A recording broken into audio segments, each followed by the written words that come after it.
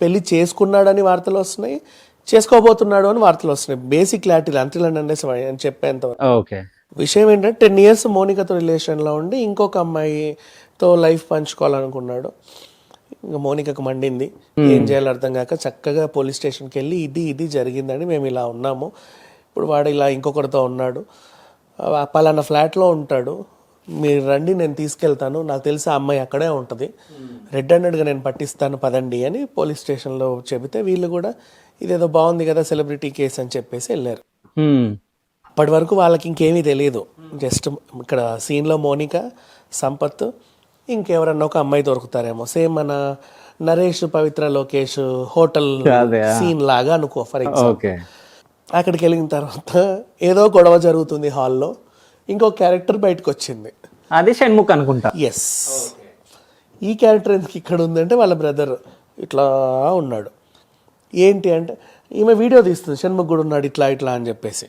అయితే వీడియో తీకు, వాడు తాగున్నాడు ఎందుకు వీడియో తీస్తావని చెప్పేసి, తాగున్నాడా, తాగినట్లేదే ఫేస్, ఏదో కొంచెం ఇంకేదో రకరకాల స్మెల్లు వస్తున్నాయని చెప్పి ఆ రూమ్లోకి వెళ్తే ఇట్లాంటి ఒక వైట్ పేపర్ మీద అందంగా క్రష్ చేసినటువంటి పౌడరు, రోల్స్, రా స్ట్రిప్స్, ఇవి అప్పటికే ఈయన చక్కగా పీల్చి ఊదేసిన వాటికి సంబంధించిన స్టబ్స్, ఇవన్నీ అక్కడ నీట్గా అరేంజ్ చేసి ఉన్నాయి. సో చూశాడు, ఓకే భలే దొరికాడే, అంటే ఎందుకోసమో వెళ్ళారు వీళ్ళు యాక్చువల్గా, అసలు వీళ్ళ ఆపరేషన్కి దీనికి సంబంధమే లేదు. ఈయన ఇంకొక కేసులో దొరికాడు, పట్టుకొచ్చేసి అరెస్ట్ చేయడం జరిగింది. ఇకపోతే షణ్ముఖ్ గురించి మాట్లాడుకుంటే ఏదో చిన్న, ఈయనకి వైజాగ్ బేసికలీ ఆ ఏజెన్సీ ఏరియా నుంచి చిన్నప్పటి నుంచి ఇతనికి అలవాటు ఉంది, ఇప్పటి నుంచి అనే కాదు, ఇది కొత్త ఏం కాదు, ఆల్రెడీ అన్ని వ్యసనాలు అలవాటు ఉన్నాయి. ఎక్కువ పాపులర్ అవ్వాలనే ఒక పిచ్చి, ఆ పిచ్చితో చిన్న చితక సినిమాలు, షార్ట్ ఫిలింలు అవి ఇవి చేశాడు. అవేంటో అదృష్టం బాగుండి కొంచెం హిట్ అవ్వడం. ఆ మధ్యకాలంలో ఎక్కువ షార్ట్ ఫిలిమ్స్ జనాలు ఎడిక్ట్ అయ్యి, అంటే అమ్మాయిలు కూడా మంచి మంచి అమ్మాయిలు పెట్టుకున్నారు, దీప్తి సునైనా ఇట్లాంటి వాళ్ళతో సాంగ్స్ అని అవన్నీ ఇవన్నీ చేసి కొంచెం ఫేమ్ రావడం. ఆ తర్వాత కొంచెం మేజర్ ఛానల్స్లో ఆ వీడియోలు పడడంతో ఎక్కువ పాపులర్ అవ్వడం, సాఫ్ట్వేర్ డెవలపర్ లాంటి వెబ్ సిరీస్లు కొంచెం హిట్ అవ్వడం. తర్వాత బిగ్ బాస్కి వెళ్ళడం, ఆ అమ్మాయితో ఎఫ్ఐఆర్ పెట్టుకోవడం, ఇంకొంచెం స్టార్డం. ఆ తర్వాత నెక్స్ట్ ఒక సీజన్ ఆ పిల్ల వెళ్ళడం, ఆమె లోపల ఉన్నంత కాలం ఈయన బయట నుంచి తొంగి చూసి ఏదో చేయడం, ఈయన లోపల ఉన్నప్పుడు ఆమె బయట నుంచి తొంగి చూడడం, ఇలాంటి అన్ని సామాజిక మాధ్యమాల్లో వాళ్ళు తరచుగా పోస్ట్ చేసేసరికి ఈ అబ్బాయి కొంచెం లైమ్ లైట్లోకి వచ్చాడు. నెక్స్ట్ బిగ్ బాస్ చరిత్రలోనే దేనికి పనికి రాకుండా, అంటే హౌస్లో ఏమీ చేయని ఒక దద్దమ్మ టాప్ 2కి వెళ్ళడం అనేది ఇండియన్ బిగ్ బాస్ హిస్టరీలోనే ఫస్ట్ టైం. ఓకే, పొద్దున్న లేవడం, మనుషుల బాటిల్ పట్టుకు ఇట్లా కూర్చోవడం, శవంలా కూర్చోవడం, అదేంటో తెలియదు కానీ ఈ వారం పోతాడేమో అనుకున్న ప్రతిసారి నామినేషన్లోనే ఉండడం.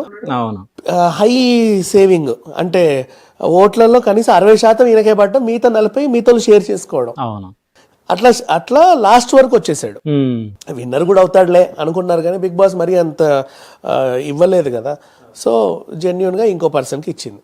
సరే, తను అది జరిగింది యాక్చువల్లీ. అయితే మనం ఇక్కడ ఒక విషయం నేను మాట్లాడాలి, అంటే ఉన్న వాళ్ళకి ఒక న్యాయం, లేని వాళ్ళకి ఒక న్యాయం అనేది ఒకటి జరుగుతుంది. ఎందుకంటే రీసెంట్ గా షణ్ముఖ్ జశ్వంతే యాక్సిడెంట్ చేయడం జరిగింది, హిట్ అండ్ రన్. సో చేయడం జరిగింది. సో ఆ కేసు ఇప్పటి వరకు మళ్ళీ పత్తా లేదు, అంటే బయటకు వచ్చాడు బెయిల్ పైన, నడుస్తుంది కానీ దాన్ని ఎవరు కవర్ చేయట్లేదు, పత్తా లేదని ఏం లేదు, నడుస్తానే ఉంది. ఓకే, ఎక్కువ ఎవరు పట్టించుకోలే, ఎక్కువ ఫోకస్ చేయట్లేదు. సో ఇప్పుడు ఈ కేసు కూడా మరి అట్లాగే అవుతుంది అనుకుంటా నాకు తెలిసి.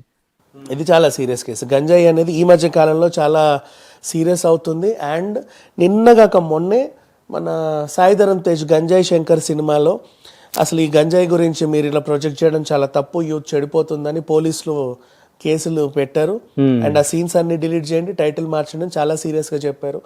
అంతకుముందు ఒక నెల క్రితం మన కొత్తూరు దగ్గర, షాద్ నగర్ దగ్గర ఆ జెడ్పిహెచ్ఎస్ స్కూల్ ఆపోజిట్ లో ఉన్న కిరాణా షాపులలో చాక్లెట్లు, గంజాయి చాక్లెట్లు, ఆ పిల్లలు స్కూల్లో ఇష్టం ఉన్నట్టు నవ్వడం, లాస్ట్ బెంచ్కి వెళ్ళి టాయిలెట్లు పోయడం, ఎట్లా పడితే అట్లా టీచర్లను పట్టించుకోకపోవడం, ఎగరడం దొనకడం చూసి అనుమానం వచ్చి వీళ్ళు ఏం కొంటున్నారు తరచుగా అని చూస్తే గంజాయి చాక్లెట్లు అని తేలింది.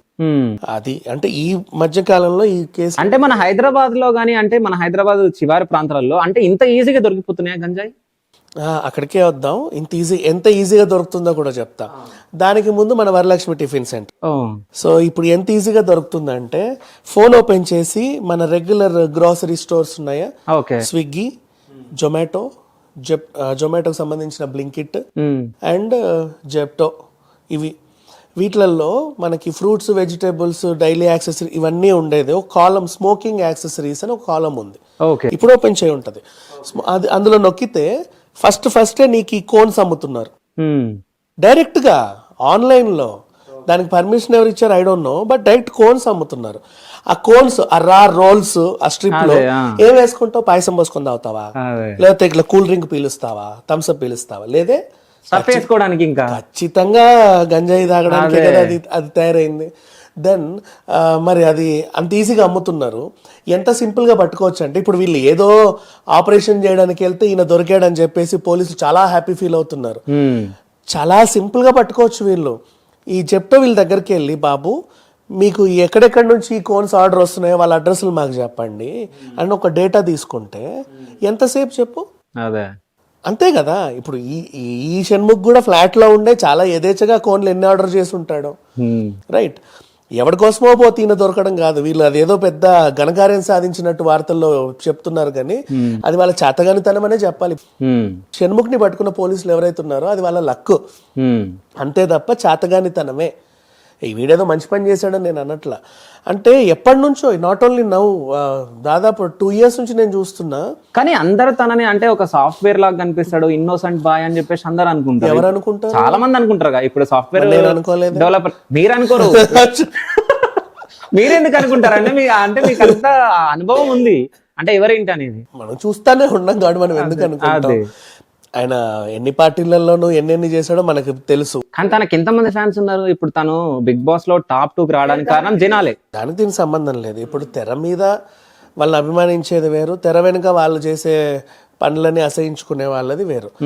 యాజ్ ఆ షార్ట్ ఫిలింలో అయితే ఆయన గంజాయి తాగండి నాకు అభిమానం పెంచుకోండి అని చెప్పలేదు కదా. ఆ అభిమానం ఓకే, జెన్యూన్ అభిమానమే. చాలా మంది ఫ్యాన్స్ ఉన్నారు. అండ్ బిగ్ బాస్ టైంలో ఈ అబ్బాయి ఏంటి ఇలా ఉన్నాడు అతని గురించి రివ్యూలు చెప్పినా మనల్ని అటాక్ చేసిన వాళ్ళు ఉన్నారు. అంత ఫ్యాన్ బేస్ కూడా ఉంది, పర్వాలా. కాకపోతే ఏంటంటే ఈ చేసిన పని ఇది.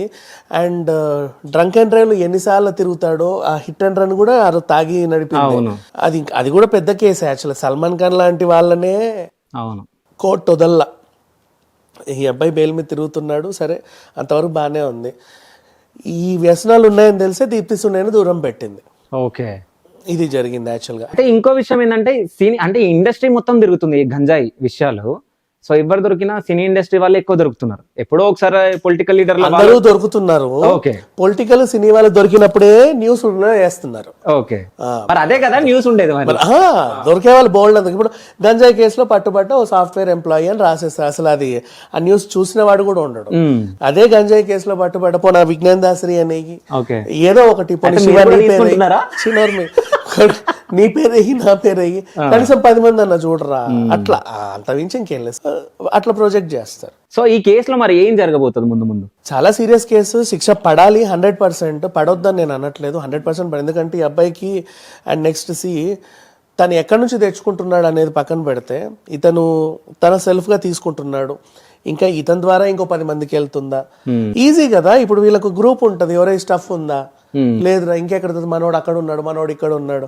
ఈ మనోళ్ళు ఎంతమంది ఉన్నారు, ఎక్కడెక్కడ ఉన్నాడో అందరూ వస్తారు కదా. అట్లీస్ట్ హాఫ్ తీసుకోవచ్చు. అండ్ ఇంకోటి మనం వచ్చే సలహా ఏంటంటే, సీరియస్లీ ఈ స్మోకింగ్ యాక్సరీస్ అమ్ముతున్నారు, చాలా ఫ్రీగా అమ్ముతున్నారు, ఇప్పుడు కూడా అమ్ముతున్నారు. ఆ డేటా తీసుకుంటే 5 నిమిషాల పని అబ్బా, మొత్తం దులిపేయచ్చు ఒక్కసారిగా. స్మాష్ చేయాలనుకుంటే ఎప్పుడైనా చేయొచ్చు, కానీ మరి I don't know why the people are not taking action. ఆ బిజినెస్ వెనకాల కూడా ఎవరో బడా బాబులు ఉంటారు కదా, మేబీ అదే అనుకుంటున్నా. అట్లా ఉండబట్టే కదా ఇట్లా నడుస్తుంది అన్నట్టుగా ఉంది. చాలా ఏదో అసలు అవి అమ్మకూడదు. ఇప్పుడు ఓపెన్ చేసి చూడండి, కనిపిస్తుంది ప్రతి దాంట్లో ఉన్నాయి. ఆ రా పేపర్లు, కోన్స్, 6 కోన్ల సెట్ ఇంత, పేపర్ల ఇది ఇంత, మనం వాడు తయారు చేసుకోవచ్చు అనమాట. ఈ స్టబ్ అవన్నీ వాడు ఇస్తున్నాడు యాక్సెసరీస్, వీళ్ళు తయారు చేసుకోవాలి ఇంట్లో. తయారు చేసుకొని దాంట్లో గంజా వేసుకొని తాగాలి, ఇంకేమి పట్టవు. సో అంత యథేచ్ఛగా అయిపోయింది. ఎప్పుడైతే ఇట్లా మన సెలబ్రిటీస్ అంటే ఇప్పుడు ఆపరేషన్ లేకుండానే మోకాళ్లకు ప్లాస్మా ట్రీట్మెంట్. మీ ఆర్థోపెడిక్ సమస్యలన్నిటికీ రోబోటిక్ టెక్నాలజీ ద్వారా తక్కువ ఖర్చుతో శాశ్వత పరిష్కారం. Free consultation. ప్రతి ట్రీట్మెంట్ పై 20% డిస్కౌంట్. ఈ ఆఫర్ కొద్ది రోజులు మాత్రమే. త్వరపడండి. V9 hospitals 9281465842.